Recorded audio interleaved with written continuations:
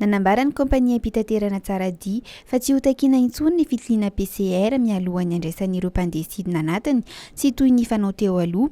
Izany fanapahan-kevitra izany dia noraisina tao aorian'ny fanambarana nataon'ny filoham-pirenena mahakasika ny fanafoanana ny fepetra mahakasika ny amehana ara-pahasalamana eto Madagasikara. Na izany aza nefa dia mampahatsiahy ny kompania mpitaterana fa tsy maintsy mbola tandrovina hatrany kosa ireo fepetra ara-pahasalamana toy ny elanelana iray metatra, ny fanaovana arovava ary ny fanasana tanana matetika miaraka amin'ny gel hydroalcoolique. Niteraka fahasahiranana ho an'ny mpandeha ny fepetra mahakasika ny fitiliana PCR izay niantohany izy ireo amin'ny sarany iray hetsy ariary.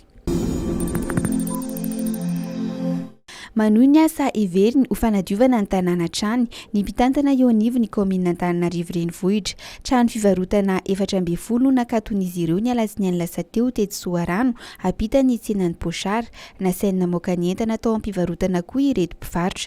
Nanazava ny talian'ny tsena eo anivony fiadidiana Antananarivo renivohitra fa tsy nanara-dalàna ireto mpivarotra ary ho fitsinjovana ny tombotsoan'ny daholobe no nandraisana ny fepetra satria nipetraka teny amin'ny lalana natokana ho an'ny mpandeha ireto tsena ireto ka nanelingelina ny fifamoivoizana.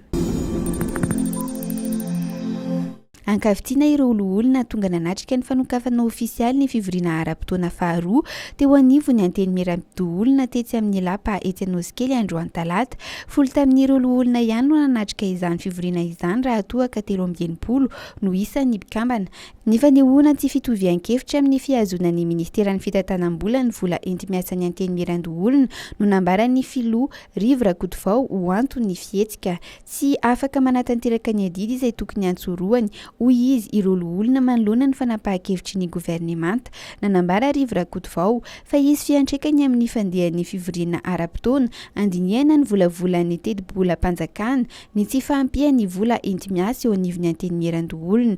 Milaza kosa Mandrato, ministry ny vola sy ny teti-bola sy ny toe-karena fa efa hifarana ny taom-piasan'ny olona ary misy safidy tsy maintsy apetraka raha nanazava ny fanapahan-kevitry ny governemanta izy.